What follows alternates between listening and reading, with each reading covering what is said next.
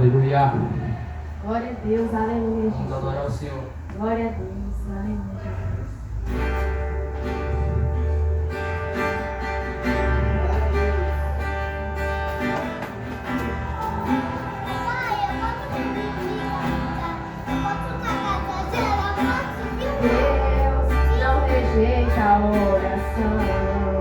A oração é alimento.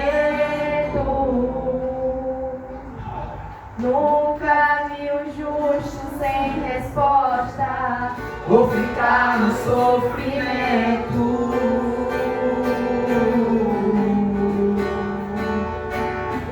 Basta somente esperar o que Deus irá fazer.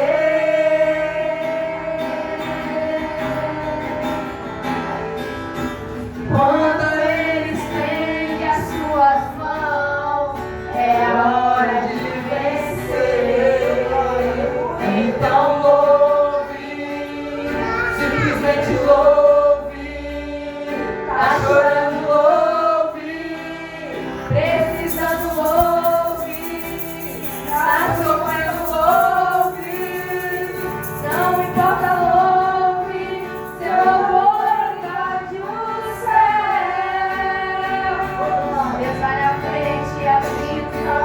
quebrando as correntes, tirando os espinhos, ordena os anjos pra contigo lutar.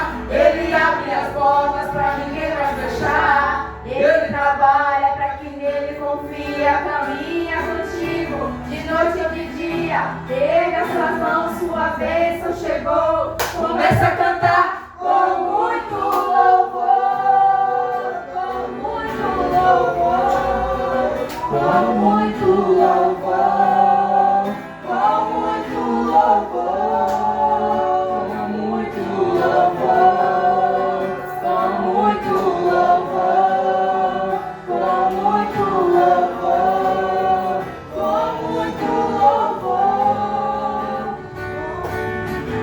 A gente precisa entender o que Deus está falando.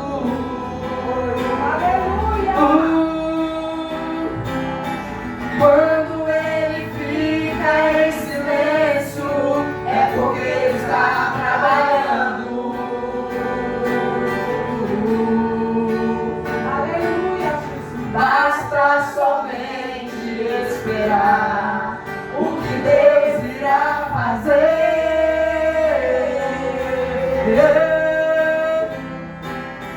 Quando Ele estende as suas mãos, é hora de vencer. Então louve, simplesmente louve. Tá sofrendo, louve. Não importa, louve.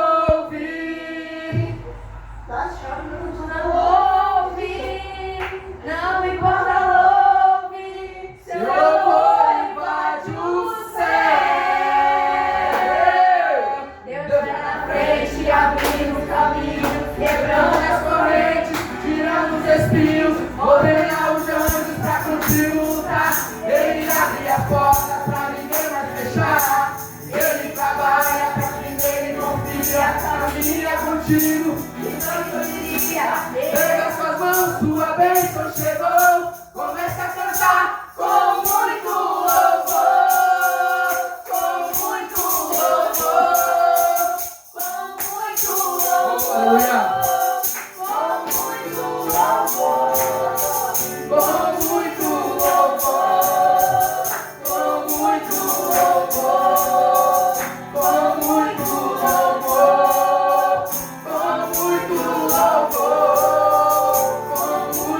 louvor, com muito louvor, com muito louvor.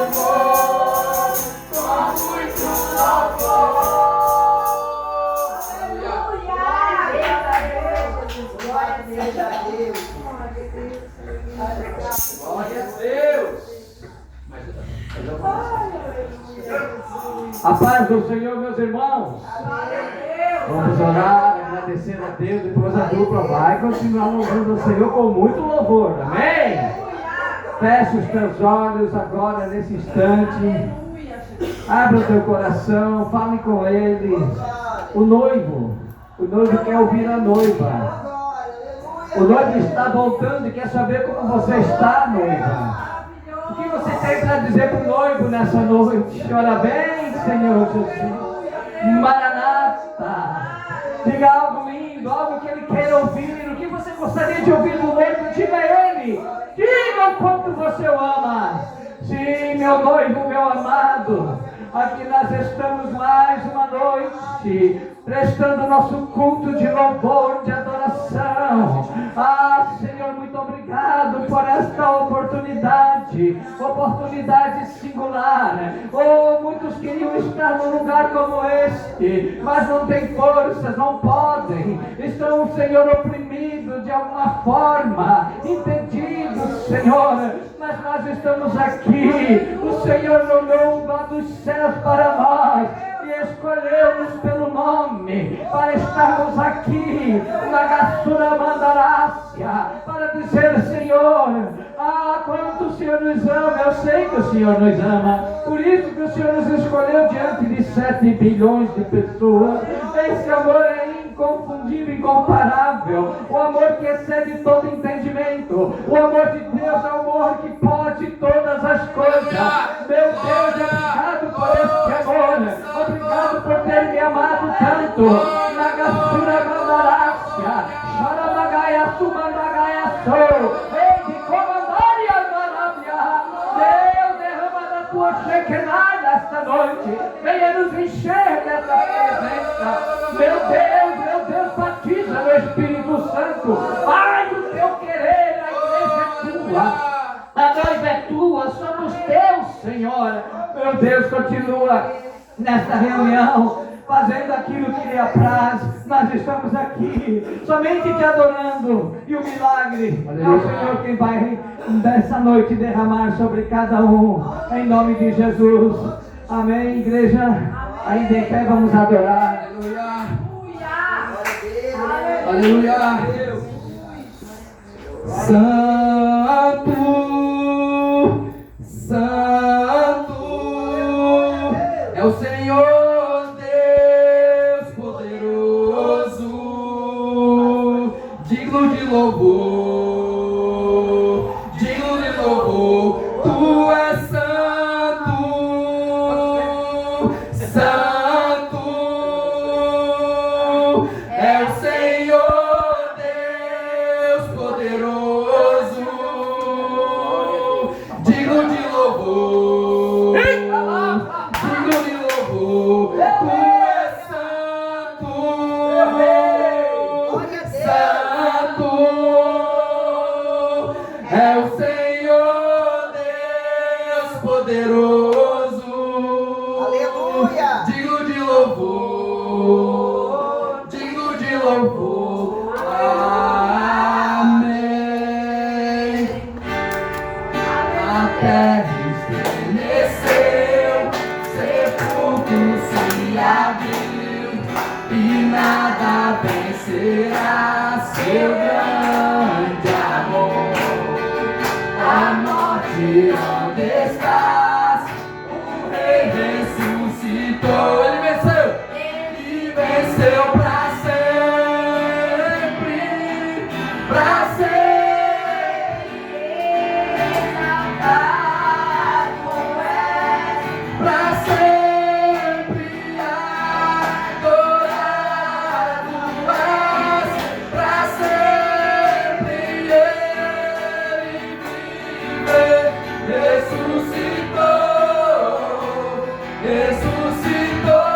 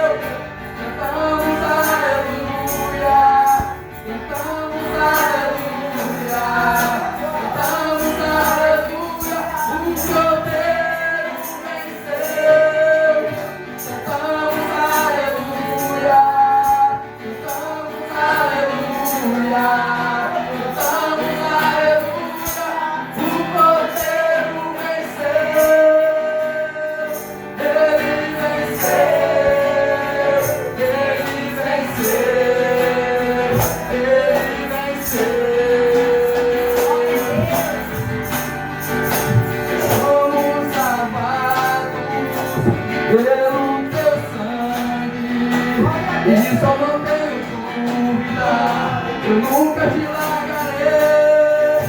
A morte venceu, Sepulcro se abriu, e nada vencerá seu grande amor. A morte onde está? o rei ressuscitou, ele venceu pra sempre, pra sempre. Exaltado é, Pra sempre adorado és, pra sempre ele vive, ressuscitou, ressuscitou. glória a Deus, Jesus, glória a Deus. Sua presença é real aqui nesse lugar. Sua presença é real aqui nesse lugar. Então adorarei, então eu louvarei, então me renderei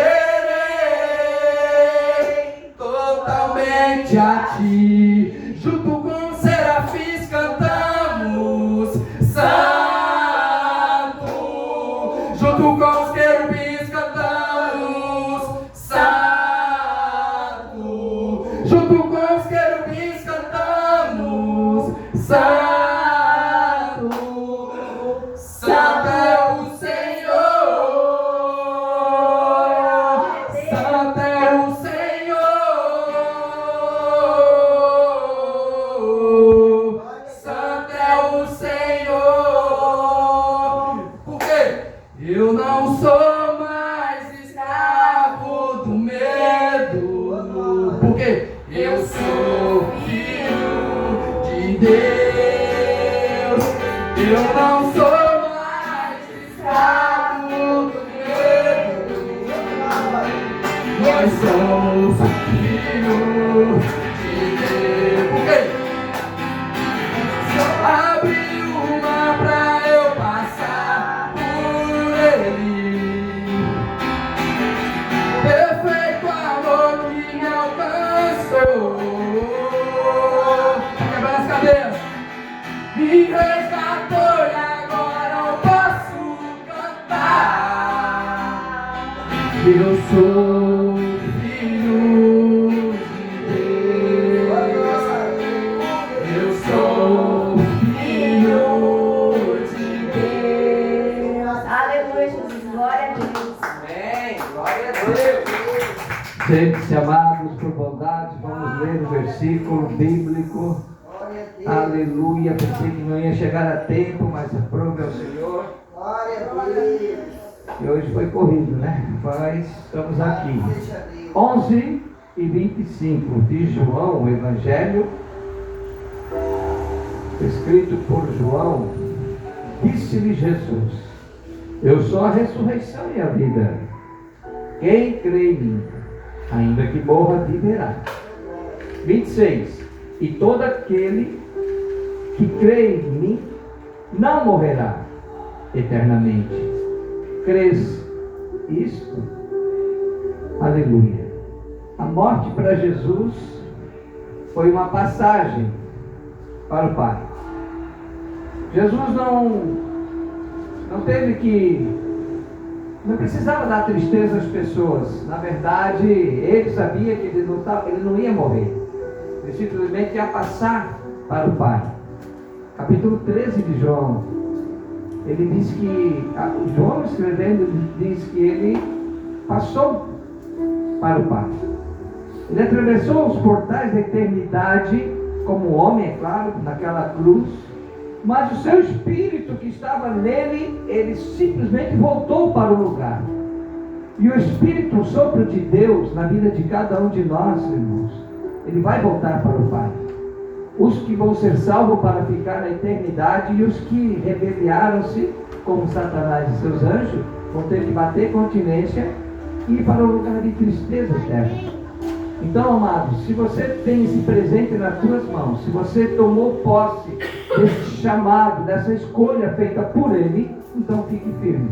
Não abra mão, porque alguém está muito interessado em tomar a tua coroa. Tem alguém muito interessado em roubar a nossa salvação. A escritura que Ele nos deu. Nós temos uma escritura, irmão, e Ele foi preparar um lugar lá, um lugarzinho lá. Se é casa, se é o que, construção, não sei. Isso é o que menos importa no momento. O que importa é nós estarmos lá na eternidade junto com Ele, na presença dEle. Amém? A irmã Lu tem louvor, não? Vamos chamar a missionária Rosa aqui. Aleluia, que vai estar dando uma palavra. Depois a irmã Antônia também, irmã Antônia? Pode ser, vai louvar, vai dar uma palavra. Glória a Jesus. Então vem cá, irmã Rosa.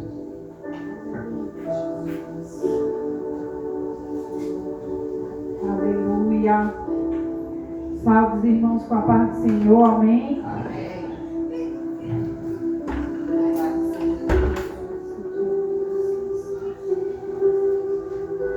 Amém.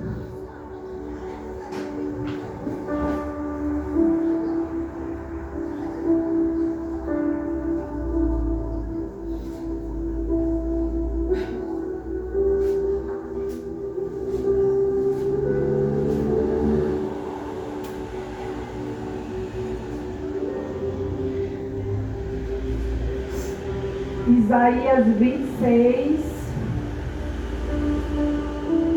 versículo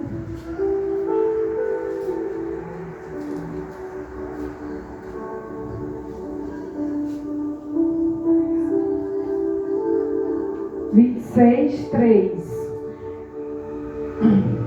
Tu, Senhor, guardarás em perfeita paz aquele cujo propósito está firme, porque em ti confia. Amém? Tu, Senhor, guardarás em perfeita paz aquele cujo propósito está firme, porque em ti confia. Mas aqui no 12 diz assim: Senhor, tu estabelece a paz para nós, tudo o que alcançamos fizeste-o para nós. Esse é o nosso Deus. Ele quer que nós andemos e vivemos em paz. Ele, independente das circunstâncias, às vezes estressantes que a gente está, o que a gente está enfrentando hoje, então a gente sempre tem que orar para Deus assim, falando que Ele sabe tudo que a gente está passando. Ele sabe todas as áreas da nossa vida. E só Ele pode mudar a nossa paz. Só Ele pode mudar a qualquer momento aquilo que a gente está vivendo. A qualquer momento. Eu ouço muito eles falarem o de repente de Deus. E eu ficava orando: Senhor, será que eu vou viver o teu de repente? O de repente de Deus, será que eu vou viver isso um dia? Porque a gente ora, a gente pede, e parece que às vezes a gente não vê chegar o de repente de Deus. São tantas lutas, tantas provas, e a gente diz: Senhor, será que eu vou viver o teu de repente? E esses dias, irmãos, eu passei por grande prova. A gente sempre está passando por grandes provas, por grandes lutas, né?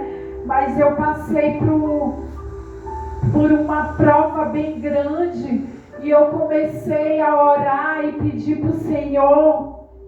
E, irmãos, eu senti o de repente de Deus na minha vida. Não que foi algo extraordinário que aconteceu na minha vida, mas foi algo que eu estava pedindo para o Senhor. E o Senhor, Ele me ouviu. E Ele concedeu para mim aquele desejo do meu coração. Ele abriu aquela porta que eu estava tanto pedindo. E com poucos dias, o Senhor, eu vi chegar o de repente de Deus na minha vida. Porque às vezes a gente espera grandes coisas, a gente está esperando algo muito grande e a gente não vê o de repente de Deus, porque a gente quer uma bênção muito grande.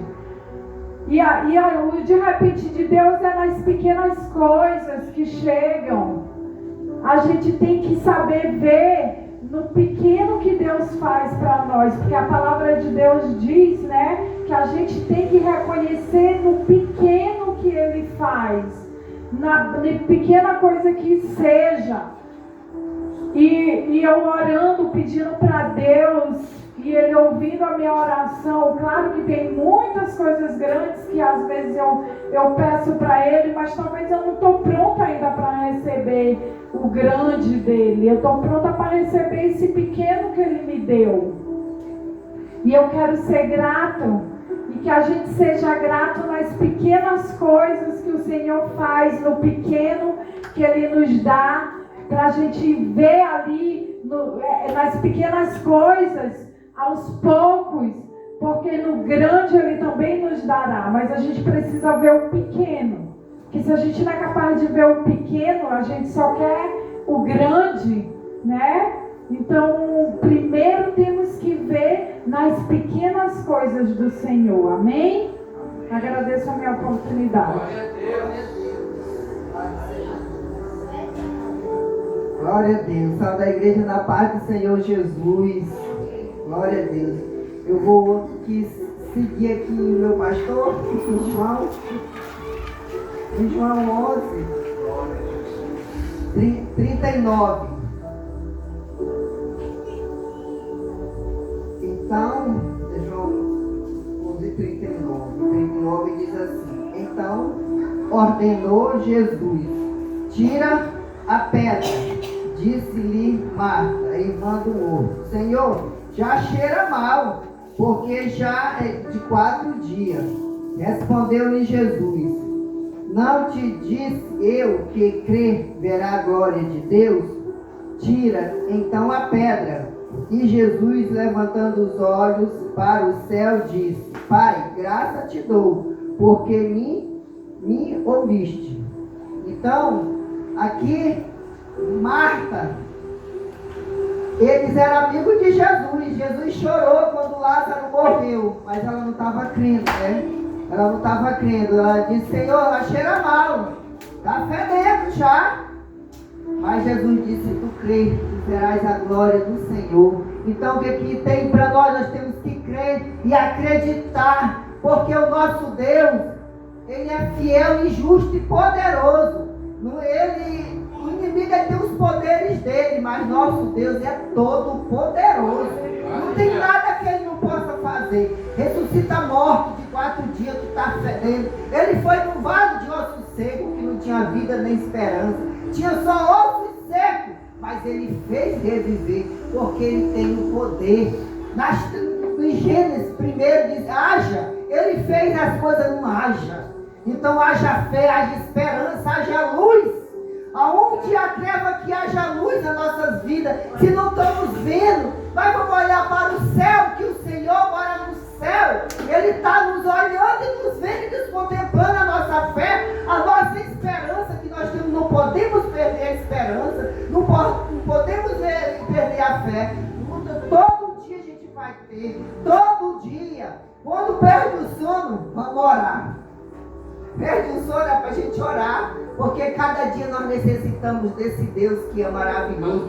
Tem gente que está respirando por aparelho, nós estamos aqui, com as nossas mãos, com os nossos pés, todo dia, toda hora. Eu agradeço, meu Deus, Senhor, obrigado por esse ar que nós respiramos, que não é nosso, não é meu, é teu. O Espírito que nós temos não é nosso, é teu, Senhor Jesus. Nós temos que agradecer, irmão, porque nós estamos aqui. Muitos já perderam a oportunidade de estar na penal, mas que eu falando passado um dia desse, mesmo assim lá na penal ele está tendo chance, porque lá tem gente que vai falar do Senhor Jesus, né? Perdeu a chance aqui fora, mas o pior que está preso é no reino físico, espiritual que eles estão, me diga, não é no físico, é no espiritual, porque mesmo lá eles podem quebrar a cadeia, Jesus pode quebrar as cadeias, eles podem sair. Tem gente que está sendo condenado inocente, mas Jesus vai libertar. E mesmo assim é também para nós hoje, no reino aqui físico, no espiritual, né? Que tem muita gente presa no reino espiritual. Mas Jesus é que quebra as cadeias. Aleluia. Mesmo nós duvido, mas nós temos que crer e acreditar em Jesus, amém? Agradeço minha rica oportunidade em nome do Senhor Jesus. E a Sara Ariel.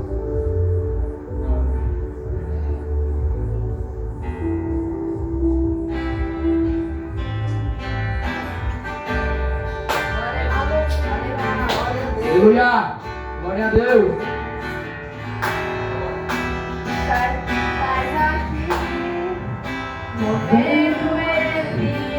Aleluia! Te adorarei, te adorarei. Estás aqui, Mudando destinos, te adorarei, te adorarei. Aleluia! estás aqui, operando. Milagres, te adorarei,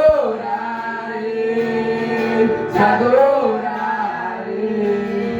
Estás aqui, Transformando nossas vidas, te adorarei, te adorarei. meu Deus é Deus de milagres, Deus de promessas, caminho no deserto, luz na escuridão, meu Deus. Eu sou milagre. O meu Deus é Deus de milagres, Deus de promessas, caminho no deserto, luz na escuridão, meu Deus, esse é quem tu és. Estás aqui, tocando os corações, te adorarei, te adorarei. Estás aqui, curando multidões, te adorarei, Te adorarei.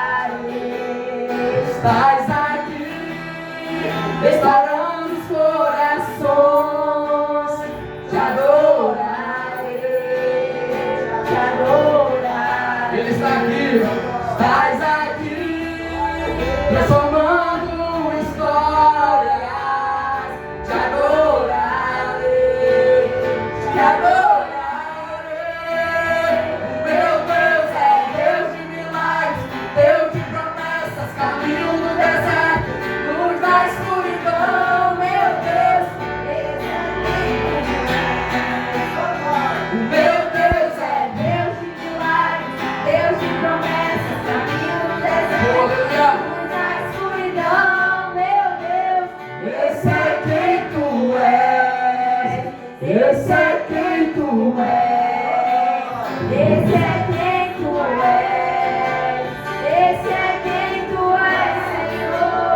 esse é quem tu és. Enxugue as lágrimas, Restaura os corações, tu és a resposta, Jesus. Enxuga as lágrimas, restaura os corações, tu és a resposta, Jesus. Meu Deus é Deus de milagres, Deus de promessas, caminho no deserto, luz na escuridão. Ele é meu Deus, Ele é nosso Deus, é Ele que faz, é Ele que transforma. Esse é quem tu és. esse é quem tu és, esse é quem tu és, esse é quem tu és. Glória a Deus, aleluia. Louvado seja Deus. Aleluia, louvado seja o santo nome do nosso Senhor Jesus, amém? Irmãos, vamos orar pelos dízimos e as ofertas, vamos, ponham-se de pé por bondade, Glória a Deus. aleluia. Louvado seja Pai, em nome de Jesus, nós te agradecemos, Senhor, por mais esta noite, este culto. Obrigada, Deus. Senhor, abençoa grandemente os dizimistas e ofertantes desta casa, Pai. Abençoa, Senhor, todos que estão contribuindo, Deus, com esta obra, cada um de alguma forma, Pai, tem contribuído. Abençoa, Senhor, os teus filhos.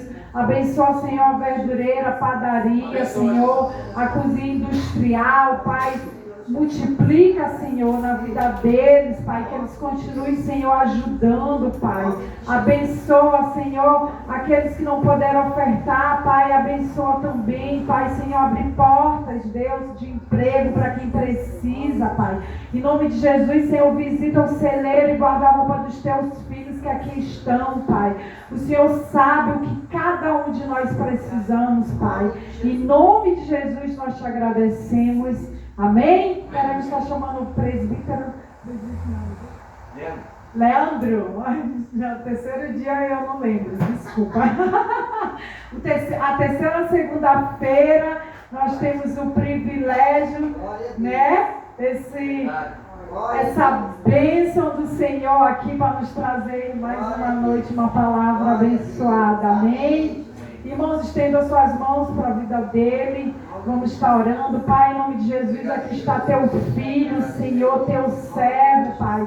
Usa-o grandemente, Senhor, com sabedoria e autoridade, como o Senhor sempre tem usado, Pai. Em nome de Jesus, Senhor, encha ele, Pai, grandemente com teu Espírito Santo, Pai. Em nome de Jesus, Senhor, continua usando, Deus, como tu tens usado ao teu servo, Pai, para vir falar conosco, Pai. Não o que nós queremos ouvir, Senhor, mas aquilo que nós precisamos, Pai. Senhor, falar conosco, Pai. Em nome de Jesus, Deus, nos direciona, Senhor. Nos mostra, Pai, a tua vontade, Senhor. Em nome de Jesus, Senhor, encha, Pai. Enche o teu filho com o teu Espírito Santo, Pai. Com unção, Deus.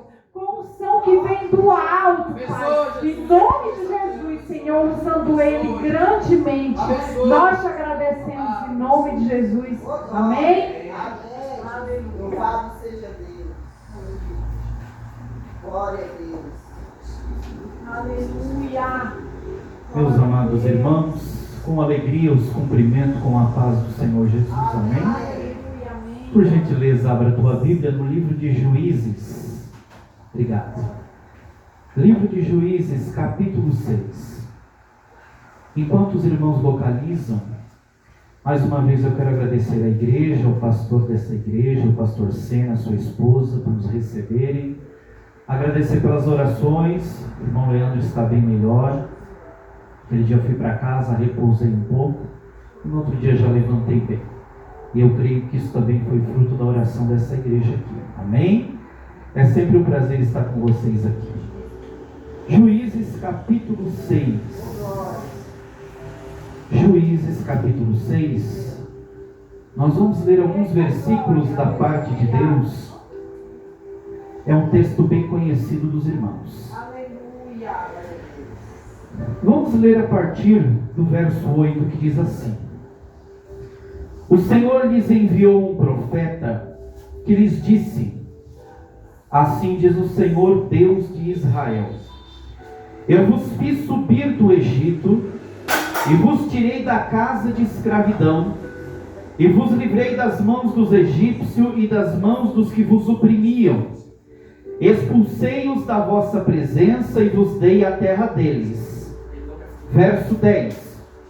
E também vos disse: Eu sou o Senhor vosso Deus. Não temais os deuses dos amorreus em cuja terra habitais, mas não obedeceste a minha voz. O 11. Então o Senhor veio e sentou-se sobre um carvalho que estava em Ofra, que pertencia ao abiesrita Joás. E o seu filho Gideão estava malhando trigo num tanque de espremer uvas para escondê-lo dos midianitas. Então o Senhor disse: Gideão, o Senhor é contigo, homem valente. Mas Gideão respondeu: Senhor, se o Senhor está conosco, por que tudo isso nos sobreveio? onde estão as maravilhas que os nossos pais contaram, dizendo: não foi o Senhor que nos tirou do Egito? Mas agora o Senhor nos abandonou e nos entregou nas mãos dos midianitas? O Senhor disse para ele: vai nesta tua força e livrarás Israel das mãos dos midianitas. Não sou eu que estou te enviando? Gideão perguntou: Senhor, como que eu vou livrar Israel? A minha família é a mais pobre em Manassés, e eu sou o menor da casa de meu pai. Então o Senhor disse novamente: eu estarei contigo, e tu derrotarás os midianitas como se fossem a um só homem. Amém? Por gentileza, tome o teu assento. Queridos, é um texto bastante conhecido da igreja, e eu creio que você já deve ter ouvido alguma ministração acerca deste personagem tão relevante na história da Bíblia Sagrada. Quando nós falamos sobre o livro dos Juízes, esse livro histórico do Antigo Testamento, é importante a gente entrar dentro do contexto para entender aquilo que o Espírito Santo quer falar conosco. E esse período dos Juízes foi um dos períodos de mais instabilidade espiritual em Israel. O que é um período de instabilidade, irmão? É um período onde que o povo de Deus não mantinha uma fé contínua. Uma hora eles eram crentes, uma hora eles criam, uma hora eles estavam firmes na presença de Deus, fazendo a obra de Deus, mas daqui a pouco eles caíam num gráfico lá embaixo.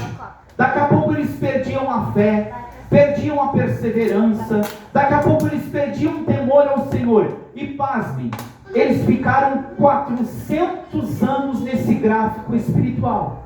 Uma hora eram crentes, uma hora não eram. Uma hora estavam com Deus, daqui a pouco já rejeitavam e envergonhavam o Senhor. E ficavam nessa inconstância.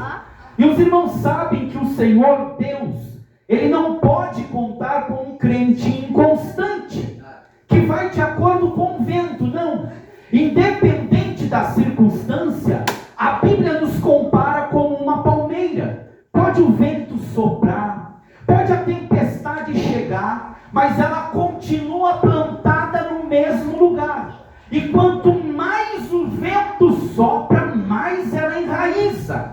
E infelizmente, nesta época aqui, a Bíblia já começa abrindo esse livro dizendo que cada um fazia o que bem parecia aos seus próprios olhos. Infelizmente, era um tempo de escuridão espiritual. E quem eram os juízes, irmãos? Nós precisamos entender nesse contexto bíblico que antes de chegar à teocracia, de Deus levantar Saul, Deus levantar Davi, Deus levantar Salomão, não existiam um líder específico, porque Deus era o próprio rei de Israel. Era um governo que a gente chamava de governo teocrático. Era Deus que governava através de alguns homens. Então, nesse contexto, quando Moisés prepara o povo entra na terra prometida. Moisés não entra, entra Josué. Quando Josué morre, infelizmente ele faz algo que Moisés não fez. Josué, ele acabou não levantando um sucessor. E isso foi ruim para o povo de Israel. Aí quando Deus via que não tinha um líder, não tinha uma autoridade, o povo começava a pecar. Aí Deus começou a levantar alguns juízes. E os irmãos conhecem alguns deles. Gideão, Sansão, Jefité, Débora. Foram homens e mulheres que Deus levantava nesse contexto para pregar a lei, para dar um norte ao povo, para que o povo não se desviasse dos caminhos do Senhor. Mas Deus levantava um juiz, esse povo ia novamente para a presença do Senhor. Quando esse juiz morria, o povo voltava a fazer aquilo que era mal aos olhos do Senhor. E eles ficaram 400 anos assim, irmãos. Era um ciclo vicioso.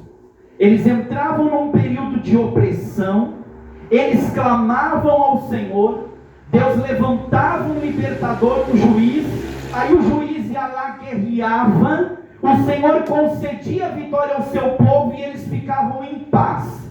Daqui a pouco, quando eles entravam em paz, o juiz morria e eles voltavam a fazer o que era mal aos olhos do Senhor. Deixa eu dizer uma coisa para você. Israel não se perdia na prova. Quando Israel estava na prova, estava sendo muitas vezes humilhado, estava muitas vezes sendo chicoteado, eles recorriam à presença de Deus. Eles ficavam no caminho do Senhor porque precisavam de Deus. Israel se perdia na bênção.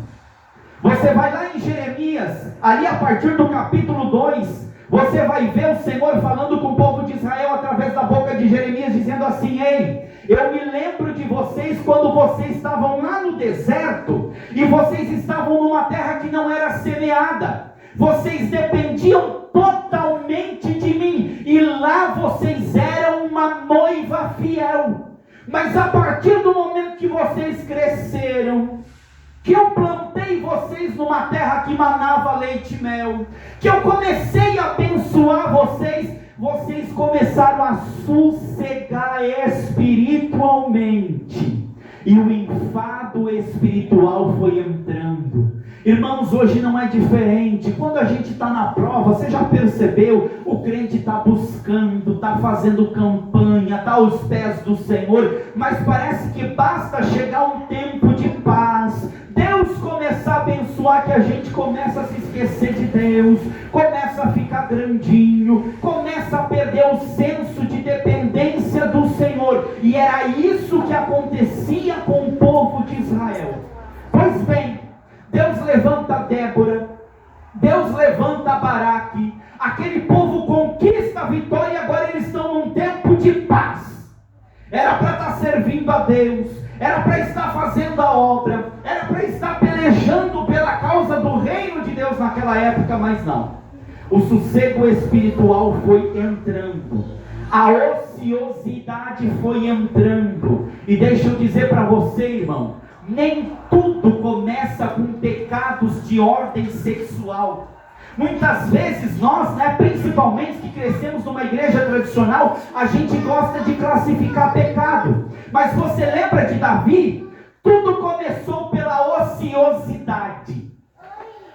O povo de Israel começou a pecar pela ociosidade. Estamos em paz, está tudo tranquilo. E a Bíblia diz que eles começaram a sossegar espiritualmente. Eu estava lendo um comentário esses dias que dizia assim, que eles não queriam mais pegar em armas, que eles não queriam mais pelejar pela terra prometida. Aí eu me lembrei, irmãos, de Davi. Aquele pecado terrível de Davi começou com ociosidade.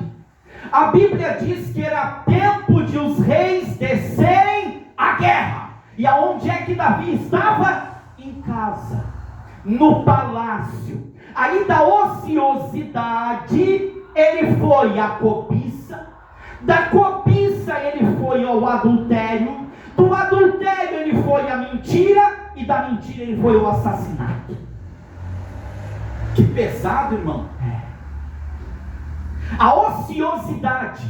Sabe quando o Senhor diz assim: hein, é tempo de peleja, é tempo de oração, é tempo de guerra, é tempo de estar com a espada na mão, mas a gente está tranquilo, não tem muito por que orar. Aí a gente fica ocioso, a gente fica sossegado, a gente vai ficando tranquilo, e de repente aquilo que a gente pensava, não, isso aí jamais eu vou cair. Tudo começa pela ociosidade espiritual. Aí a Bíblia vai dizer que depois de tempos de paz, aquele povo começou a se misturar de novo. Aquele povo começou a fazer aliança com os cananeus na terra prometida, e não era isso que Deus tinha dito para eles. Aí o que acontece? Para chamar a atenção do povo, para despertar o povo, Deus permite com que os midianitas se levantem. Nem tudo, irmão, é prova, porque o inimigo está furioso contra nós. Muitas vezes Deus permite a adversidade chegar para nos despertar espiritualmente. Foi Deus que permitiu os midianitas se levantarem. Está escrito aqui: Deus entregou o seu povo na mão do inimigo por misericórdia para tentar sacudir aquele povo. E eu preciso dizer alguma coisa para alguém que está aqui nessa noite. Sabe essa adversidade que tu está enfrentando? É Deus tentando dizer assim para você: ei, eu ainda estou aqui. Você não é autossuficiente. Isso daí não é porque eu sou um Deus ruim, não. É porque eu sou um Deus misericordioso e eu zelo pela tua alma. Essa dificuldade que tu está enfrentando, esse problema que tu está passando, na verdade eu estou te permitindo para ver se você volta a ser aquilo que você era antes. Aí estava lá aquele povo. Ei, irmão, nós precisamos voltar à simplicidade do Evangelho. A gente vai ficando maduro, e se a gente não cuida, a gente amadurece tanto que fica podre. O bom mesmo é o crente verdolengo. Preciso aprender, preciso melhorar. Não verde, mas verdolengo. Sempre melhorando, sempre orando, sempre buscando, sempre amadurecendo, sempre. Mas esse povo não entendeu isso. Aí lá vai Deus e levanta a adversidade. 7 anos. A Bíblia diz que eles empobreceram muito. Você já pensou? Numa terra que manava, vertia leite e mel. Uma terra próspera que Deus deu para eles conquistarem. Agora eles estavam empobrecendo. Agora eles estavam pobres. Muitos estavam morrendo de fome. Por quê? Porque Deus estava tentando despertar aquele povo. Aí Deus levanta um profeta. Quem sabe o Senhor me trouxe nessa noite para te dizer exatamente isso que o Senhor falou aqui para o povo de Israel. Ei, lembra de onde é que eu tirei vocês? Lembra quem vocês eram? Vocês estavam lá no Egito, nas mãos de Faraó, eram como se fosse escravo. Eu arranquei vocês de lá, fiz vocês passar pelo deserto para vocês aprender a depender de mim. Aí tirei vocês do deserto e plantei vocês na terra prometida. Fiz uma aliança com vocês, fiz de vocês minha esposa. E isso para conosco não muda também a figuração. O Senhor nos tirou do mundo. Quem era você? Aonde você estava? Olha onde você está hoje. O Senhor te chama de noiva do Cordeiro. E muitas vezes a gente perde essa percepção. A gente começa a se achar muito grande e vai perdendo a espiritualidade. Aí o Senhor levanta o profeta e diz assim: ei, eu tirei vocês lá do Egito. Eu coloquei vocês numa terra que mana leite e mel, para vocês me adorarem, e falei para vocês: não se misturem com os povos dessa terra, não façam aliança com eles. E tem mais, não temais. Nós começamos a leitura aqui. Não temais aos deuses dos amorreus, não temam diante deles. Irmãos, qual que era, aos olhos da Bíblia, aos olhos de Deus, o pecado de Israel? Idolatria. E o que é idolatria? É quando você tira Deus do primeiro lugar e você coloca qualquer outra coisa. E você sabia por que o Senhor falou assim: olha, não se curve diante dos deuses dos amorreus, não temam diante deles, tenham postura de servo de Deus, porque muitas vezes a tempestade se levanta para nos fazer prostrar.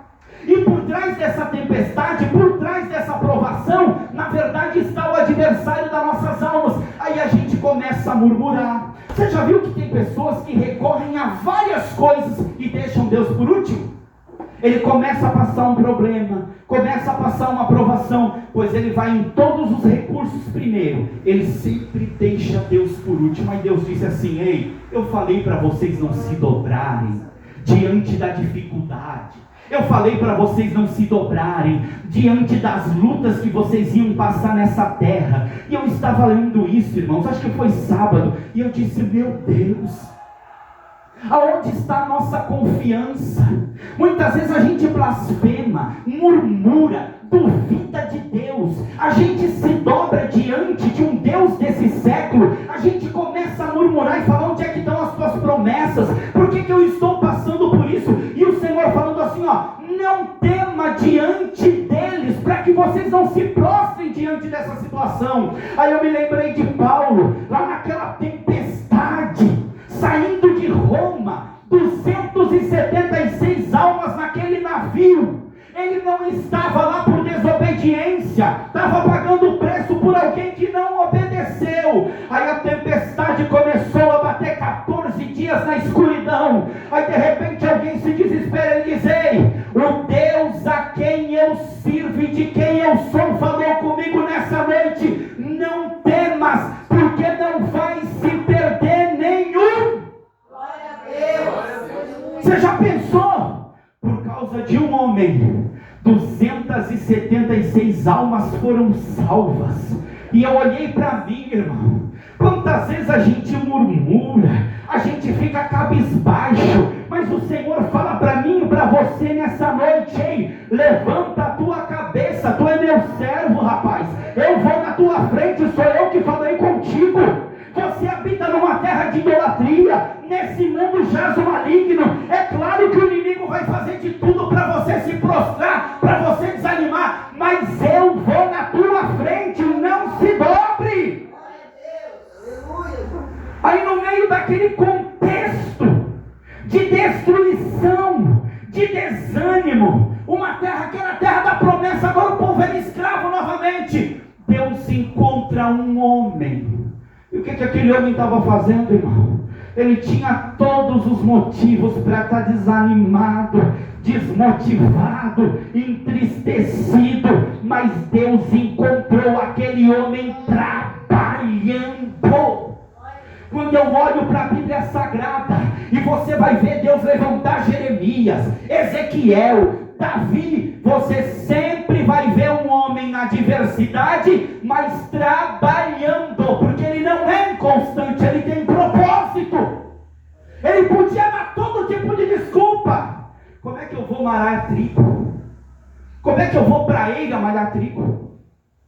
Se eu separar o grão da palha, vai levantar poeira e os midianitas vão vir me matar. Ei, irmão, quem quer faz, quem não quer arruma desculpa. O camarada se enfiou lá no lagar, não era lugar de malhar trigo, era lugar de pisar uva. Se enfiou lá dentro para os midianitas não verem a poeira do trigo, mas estava lá ele trabalhando, malhando o trigo no lagar. Sabe o que é isso? Independente da circunstância, da adversidade, da guerra que se levanta, tem gente que não desiste de orar. Pode estar todo mundo passando por crise, mas a minha família não vai passar fome, a minha família não vai se prostrar, a minha família vai continuar de pé. Eu não tenho motivos para orar, não tenho motivos para jejuar, estou desanimado, mas eu tenho propósito. Aí a Bíblia diz que os olhos do Senhor encontrou Gideão. E essa expressão me pega, irmão. Lembra que o Senhor também falou isso sobre Davi? Achei Davi, meu servo. E parece assim que Deus ele está à procura de um tipo de pessoas. Aí você vai ver Deus procurando os verdadeiros adoradores. Você vai ver Deus procurando os fiéis da terra. Você vai ver em Ezequiel Deus procurando um homem que se colocasse na brecha, ou seja, um intercessor. Mas se ele é soberano, se ele vê todas as coisas, por que ele procura? Ele só coloca dessa maneira, irmão, porque está em falta. Está em falta os fiéis. Está em falta os verdadeiros, está em falta aqueles que se colocam na brecha, na intercessão, está em falta, mas isso Deus encontrou em Gideão. Estava com medo, era ser humano, mas estava ali. Pode ser que o povo esteja morrendo, mas enquanto eu puder malhar trigo, a minha família não vai passar fome. Aí Deus vai lá, irmão, Deus sempre vai levantar alguém, sempre vai chamar alguém no no meio de uma adversidade. Não fique esperando o tapete vermelho, não. É no meio do deserto, é no meio da prova, é no meio do vale, é no meio da guerra. Aí os olhos do Senhor encontram Gideão. E o Senhor chega para ele e diz assim: ei, homem valoroso. Como assim valoroso, Senhor? Eu estou aqui tremendo de medo, escondido. Homem valoroso, o Senhor é contigo. Aí Gideão, penso eu, né, pela sua humildade, triste pela situação do seu povo: ah, Senhor, se o Senhor é conosco, por que nos sobreveio tudo isso? Mas você vai ver o texto, o mistério era com ele. Aí o Senhor repete novamente: eu sou contigo. Olha, irmão, você lembra de Abraão, quando intercedeu por Sodoma? E ele começou a dizer assim: Senhor, se tiver 50 justos, o Senhor vai matar o ímpio com o justo? Não. Eu preservo toda a terra se for necessário, mas eu poupo aqueles 50 justos. E ele foi falando com Deus até chegar a 10. Ei, querido, muitas vezes tem pessoas sendo conservadas do teu lado por causa do teu joelho que está dobrado. O mistério de Deus não era com aquele povo, não. Sabe por quê? Porque Deus sempre tem um remanescente. Deus não é pego de surpresa. O povo estava mergulhado na apostasia, o povo estava mergulhado na idolatria, mas Deus encontrou um. Não pense você que Deus vai ser pego de surpresa. Muitas vezes, por causa de um, Deus preserva uma família toda, Deus preserva uma congregação toda. Aí Deus olha para aquele homem e ele continua dizendo: mas se o Senhor é conosco. Ele não entendia que aquele povo estava em desobediência, mas tinha um que ainda estava dentro do propósito de Deus. Aí Deus conservou aquele povo por causa de Gideão. O Senhor diz assim: ei, eu sou contigo. Eu estou contigo. Mas se o Senhor é comigo, por que nos sobreveio toda essa situação? Como é que o Senhor é comigo? Se eu me lembro daquilo que os nossos pais contavam ao teu respeito, e hoje nós estamos empobrecidos, estamos nas mãos dos midianitas. Aí o Senhor fala assim para ele: ei, eu te encontrei, e é através da tua mão que eu vou livrar Israel do governo midianita. Eles estão me clamando, eles estão orando, e você é resposta de oração, porque você não se contaminou. Já estou tratando com o meu povo, eles já estão se dobrando, mas você eu escolhi para dar vitória a Israel. Ai, irmão. Aí Gideão começa a se desculpar, porque a gente olha para a nossa limitação, a gente olha para aquilo que nós somos e começamos a dar desculpa e dizer: Deus, como é que eu vou livrar esse povo? Se eu sou da tribo de Manassés, sou da menor tribo e ainda eu sou o menor da casa. Aí o Senhor responde para ele assim: ei, não olha para a tua limitação, rapaz, não é sobre ti, é sobre mim. Eu serei contigo, eu vou na tua frente, e tu ferirás os midianitas como se fossem um homem só. Quando Gideão entende que não tinha para onde ele fugir, ele oferece um altar diante do Senhor, e o Senhor disse assim: ei, eu estou estabelecendo aqui a minha paz. Você sabe o que é paz no meio da guerra? Sabe? É só o nosso Deus, irmão, que tem poder. Sabe aquela paz que excede todo entendimento? O negócio está pegando, o problema começa a te cercar, mas além da tua compreensão, você sente uma paz no Espírito, porque o teu Deus é um Deus de paz no meio da guerra. Aí ele vai lá e oferece um altar, porque os altares em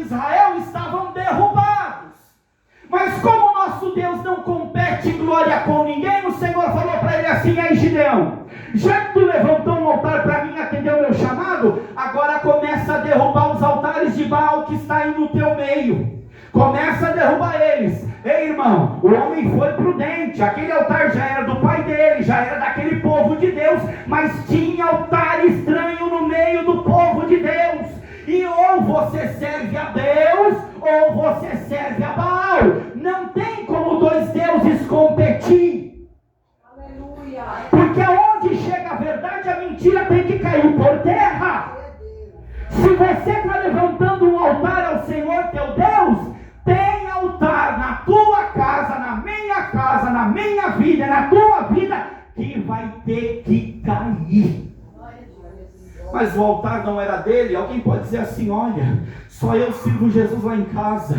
Ninguém está dizendo para você chegar lá, irmão, como um ignorante, derrubar o altar com a mão, não. Sabe o que Gideão fez? Foi para a madrugada, usou de estratégia, derrubou o altar de madrugada. Sabe o que o Senhor está falando para mim e para você? Quem sabe você não tem poder e autoridade para chegar lá, porque você não é o dono da casa, não é você que dá a última palavra. Mas meu querido, vai para a madrugada, começa a derrubar o altar da madrugada. Deus não vai competir a glória dele com ninguém. A partir do momento que tu serve a Deus, qualquer altar que venha competir com o Senhor, ele vai mandar você derrubar. E muitas vezes nós temos os altarzinhos bem pequenininhos. Eu sirvo a Deus, mas disso aqui eu não consigo abrir mão. Vai ter que derrubar o altar. Depois que ele derruba, aí o inimigo se levanta, eles se alvoroçam e começam a dizer assim: ei, traz o teu filho aqui, nós queremos apedrejar ele. Derrubou o altar em Baal, pode te preparar. Foi para o joelho, os altares começaram a cair, vai se levantar a guerra contra a tua vida. Mas daí o pai dele fala assim: não adianta, meu querido, o Deus dele é maior. Se o Deus Baal é maior, então manda Baal contender com ele. Você acha que tem alguém para contender com Deus, irmão? Tem gente que ainda tem medo de oposição e de adversidade. Deixa eu te dizer uma coisa: o teu santo é maior, o teu santo é maior. Ele está contigo, não tenha medo. Levanta a tua cabeça, seja prudente. Mas se tu tem vida de jejum, se tu tem vida de oração, tu não precisa temer macumbaria, feitiçaria, palavra maldita, não. O Senhor é contigo.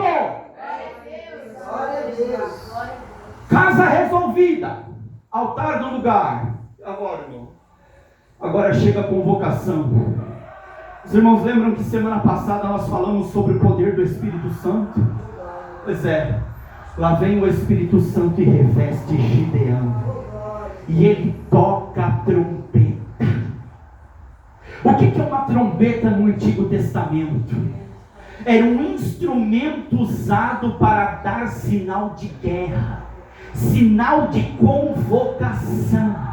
Quando alguém usava uma trombeta, ou estava anunciando que o inimigo estava chegando, ou estava anunciando que tinha uma convocação para ser feita. E a Bíblia diz que o Espírito Santo reveste a Gideão, e ele toca a trombeta. E eu não preciso dizer para você aqui, porque se eu estou repetindo é porque Deus já falou. Nessa última hora da igreja na terra, o Espírito de Deus está fazendo uma convocação. Se ele está tocando a trombeta é porque está convocando. Tem batalha pela frente, tem guerra pela frente, mas eu sou um Deus que vou na frente para dar vitória. Você conhece 32.000. Aí o Senhor disse assim: ei, muito é o povo que está contigo para mim entregar os midianitas na tua mão. Você já pensou, irmão? 32.000 para 135.000 midianitas? 32.000 soldados de Deus para 135.000 inimigos. E o Senhor olha para Gideão e disse assim: ei, tem muita gente contigo. Aos olhos humanos isso é impossível.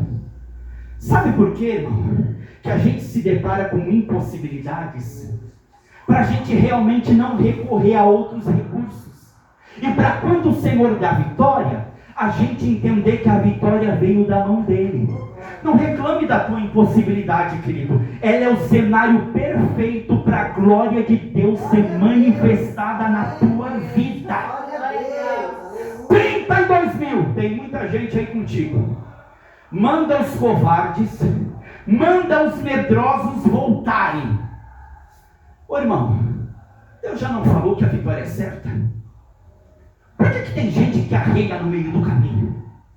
Por que tem gente que abaixa a cabeça no meio do caminho?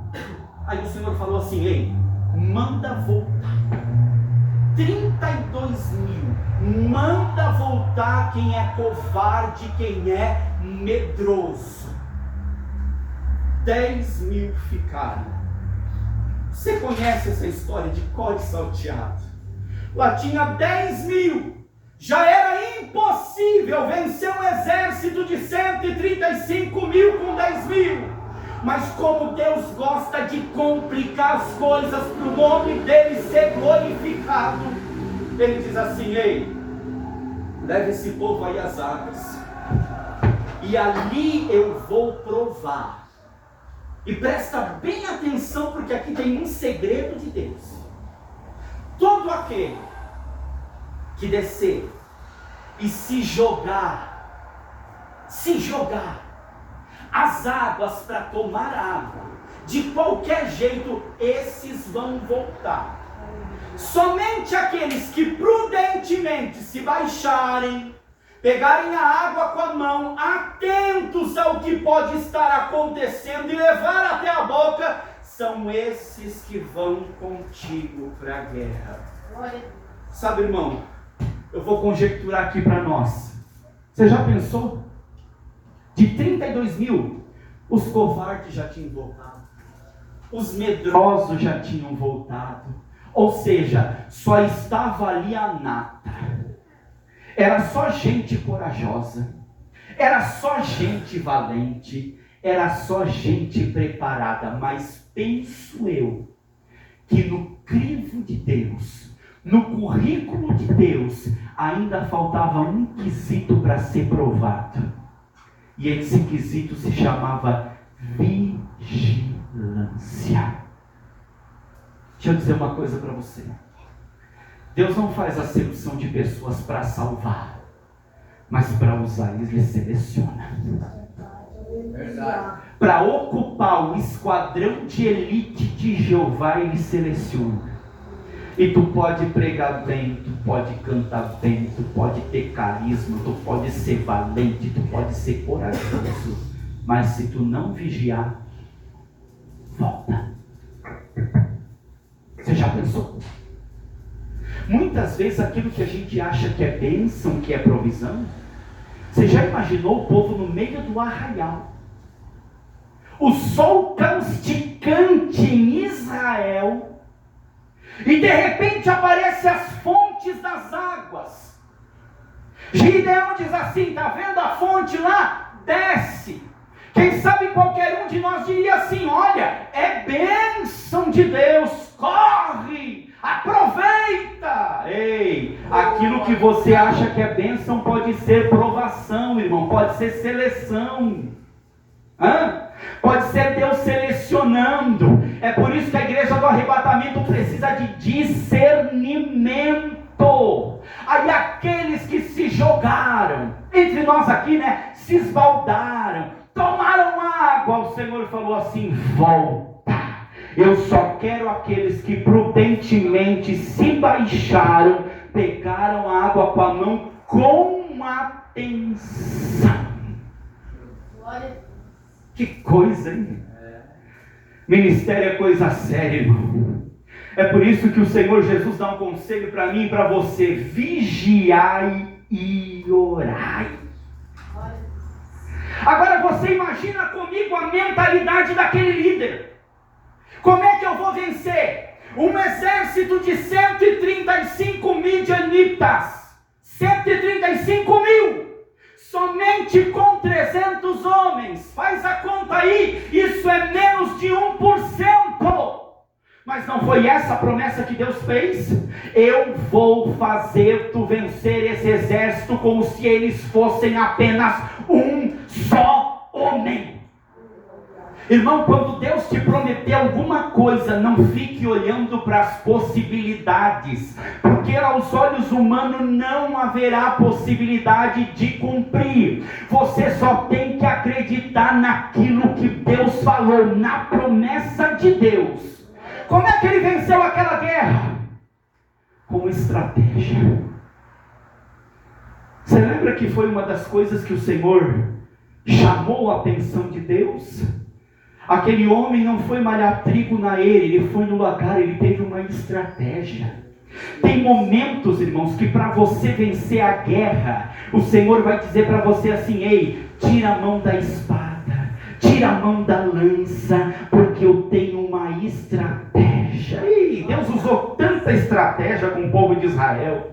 De repente o Senhor falava: olha, vai por trás das amoreiras, desce aqui nas copas. Ei, Josafá, manda o povo largar das armas, vai cantando. Irmão, o importante é só você obedecer a estratégia que Deus está te dando. Lá vai Gideão com 300 homens. E quando ele coloca em pauta a estratégia que Deus deu, era cântaro, buzina e tocha. Dizem os estudiosos que atrás de um homem, na mentalidade dos midianitas, tinha mais 1000. Ou seja, quando eles olharam, não viram apenas 300 homens. Estavam vendo ali, quem sabe, 300.000 homens. Ei, querido, lembra do que aconteceu com Eliseu? Ah, Senhor, só ficou nós aqui, ó Deus. Abre o olho desse moço aí para ele ver os carros e os cavalos do Senhor Jeová de fogo que estão juntamente conosco, porque maior é aquele que está conosco do que aquele que está no mundo. Irmão, a nossa luta não é contra a carne, não é contra sangue. A nossa luta, vê se isso aqui é fácil, é contra principados, potestades, príncipe das trevas desse século e hostes espirituais da maldade nos lugares celestiais. E deixa eu falar como Deus está mandando, e você levando as coisas para o lado pessoal. Eu sei que não é fácil, irmão, porque o ser humano dá brecha. Mas enquanto você querer lutar aqui, você não vence. Leva a tua luta para cá, querido. Alguém que diz, né? Não sei se é verdade, é uma história que rola aí, que quando a águia quer vencer, ela não fica num terreno, hein? Ela não fica na terra, ela pega a presa e vai para o céu. Ei, a nossa luta está aqui, irmão. A nossa luta está nos ares, está nas potestades, é contra principados e potestades. Quando eu e você aprender a levar as nossas lutas para o campo espiritual, o Senhor nos dará estratégia. Ei, quem sabe alguém olha para ti e está sozinho, é tão pequeno, mas eles não conseguem enxergar o exército de Jeová que vai junto com aquele que é fiel ao Senhor. Aí sabe o que aconteceu? Você sabe. Quando eles olham aqueles homens com tocha de fogo na mão, quebrando o cântaro, tocando a buzina, cheio de fé e de convicção, porque estavam debaixo da palavra de Deus. Porque aos olhos humanos era impossível vencer, mas se Deus liberou uma palavra, confie naquilo que Ele falou. Quando eles viram, a Bíblia diz, irmãos, que eles não precisaram nem colocar a mão em espada. Os próprios inimigos guerrearam contra si, um contra o outro, e mataram-se a si próprios. Essa batalha que você está enfrentando, irmão, eu estou na guerra, graças a Deus, você não foi dispensado, você está no esquadrão de elite. Porque Deus não conta com corajoso, Deus não conta com covarde, nem com medroso, e muito menos para quem está habilitado, mas não vigia. Mas se tu és vigilante e está no meio da peleja, leva a tua luta para o campo espiritual e confia na estratégia que o Senhor te deu. Ei, irmão, Deixa eu dizer uma coisa para você. Tem gente que já está até falando ao contrário. Gosta de quantidade. Não, qualidade hoje, né? O importante é, deixa eu te dizer uma coisa, Deus ainda conta com qualidade. Deus ainda conta com os 300.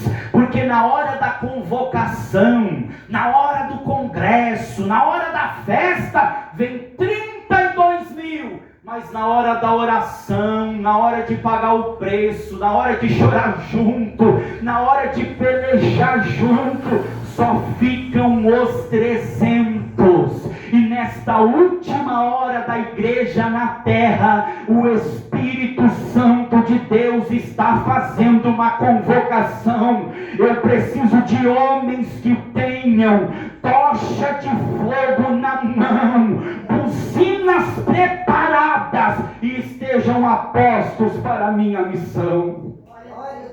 Ei, onde está você? O Espírito Santo está clamando, está gemendo, está convocando. Te apresente, seja vigilante. Não confie na tua carne, não confie no teu braço, mas convoque a tua confiança naquele que fez os céus e a terra. Porque por causa de um homem, Deus poupa uma família. Por causa de um joelho dobrado, tem alguém que não desceu à sepultura ainda. Por causa de um joelho dobrado, tem alguém que já foi curado. Deus, para livrar um justo, Ele conserva uma cidade inteira. Glória a Deus. O mistério de Deus não era com eles, o mistério de Deus era com Gideão. E quem sabe nessa noite o Senhor fala comigo e com você. Tem altar para ser derrubado aí? Então derruba. Não é assim, meu irmão. Recebeu uma profecia num dia e no outro dia já está no campo do ministério. Não é assim. Existe um processo. E muitas vezes a gente diz, não, Senhor, eu não quero, eu não tenho capacidade, não, mas eu sou contigo. Sou eu que vou na tua frente, não é sobre ti, é sobre mim. Aí você vai lá, derruba altar, paga preço, faz convocação, Deus te levanta com autoridade. Eu como líder fico pensando, será que esse homem não chorou às escondidas? Dizendo, Deus, como é que eu vou vencer 135 mil midianitas? Eu só estou com 300 homens. Mas para que a glória de Deus seja manifestada na tua vida, para que tu tenha um testemunho grande para contar. É por isso que essa enfermidade parece muito maior do que a possibilidade que a medicina tem para curar. É por isso que esse problema que você está passando aos teus olhos não tem solução. Pois aí é o cenário perfeito para Deus operar o milagre. Porque milagre não se explica. E quando Deus vem no nosso cenário de impossibilidade, a glória dele é manifestada. E a gente tem testemunho para contar. E não somente nós, mas todos aqueles que nos cercam são edificados. E eu creio que o Senhor está fazendo uma convocação aqui nessa noite. Eu tomo muito cuidado com aquilo que eu falo no púlpito, querido. Eu não vim aqui para te emocionar. Porque eu sei que cada palavra que sai da minha boca, um dia eu vou ter que prestar conta diante de Deus. Mas eu sinto de Deus para mim, e sinto para você também, o Espírito Santo tocando uma trombeta nessa última hora e fazendo uma grande convocação. E deixa eu te dizer uma coisa, se o Senhor falar assim, ó, volta, volta, não adianta crente mimado chorar, ficar de bico, dizer eu não quero, não adianta, querido. Deus não faz acepção de pessoas para salvar, mas para usar Ele ainda seleciona. E Deus tem critério. Se coloque de pé em nome de Jesus. Deus está fazendo uma convocação espiritual, e eu creio que vocês vão ouvir muito essa palavra ainda. Porque essa não é uma convocação particular para mim ou para você, essa é uma convocação para a igreja brasileira. Nós estamos passando dias difíceis, irmãos, no cenário nacional, no cenário político, no cenário religioso, mas Deus ainda conta com os remanescentes. Deus ainda conta com aqueles que são fiéis, que são verdadeiros, com aqueles que são intercessores. Porque deixa eu te dizer uma coisa: briga por púlpito tem muito, mas briga por joelho no chão. E era isso que Deus estava dizendo para Ezequiel: eu preciso de um homem que se coloque na brecha, que interceda, que dobre os joelhos no chão. É isso que o Senhor está procurando, e eu creio que Ele está encontrando aqui nessa noite. E eu quero orar juntamente com você nesse momento. Será que você pode responder ao Senhor nessa noite? O que é que tu tens para falar para Ele? Senhor, eu sei que tu me chamou, mas eu não tenho capacidade. Ei, não é sobre você, querido. Ele diz para ti o que ele falou para Gideão. Gideão começou a se desculpar: eu não posso, eu sou menor, minha família é mais pobre, eu não tenho título, eu não tenho. O Senhor disse assim: ó, eu vou na tua frente, eu sou contigo. E agora, derruba os altares falsos da tua vida. Não posso, irmão, estou dentro de uma casa, não posso faltar com respeito. Vai para o joelho, altar falso vai cair por terra, e tu vai ver a glória de Deus se manifestar sobre a tua vida e sobre a vida dos teus, e tu ainda irás testemunhar a glória do Senhor sobre a tua casa.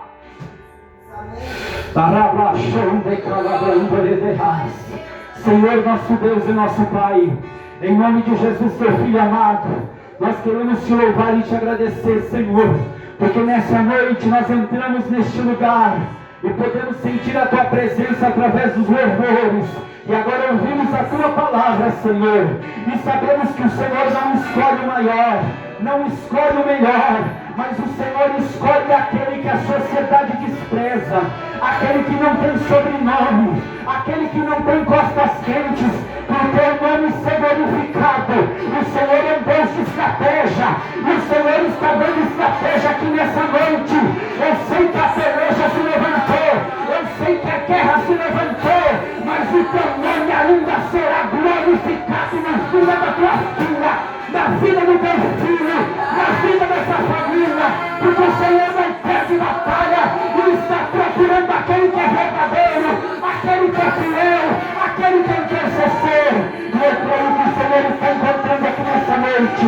Renova, renova, renova, renova, da planta do teu olho da cabeça, fortalece, fortalece em força, fortalece em glória, fortalece em poder, levanta com autoridade, levanta com graça, reanima a fé, Senhor, reanima o ânimo, Senhor, enche com teu Espírito Santo, para que teu nome seja glorificado, em nome de Jesus.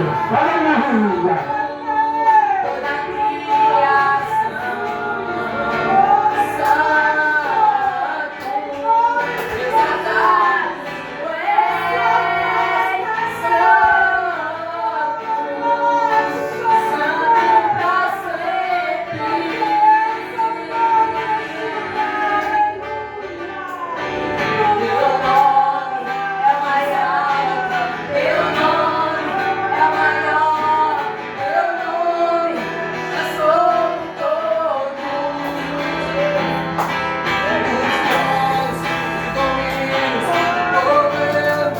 Adore a Deus, adore ao Senhor, glória ao nome do Senhor, glória ao nome do Senhor. Ele é santo, irmão.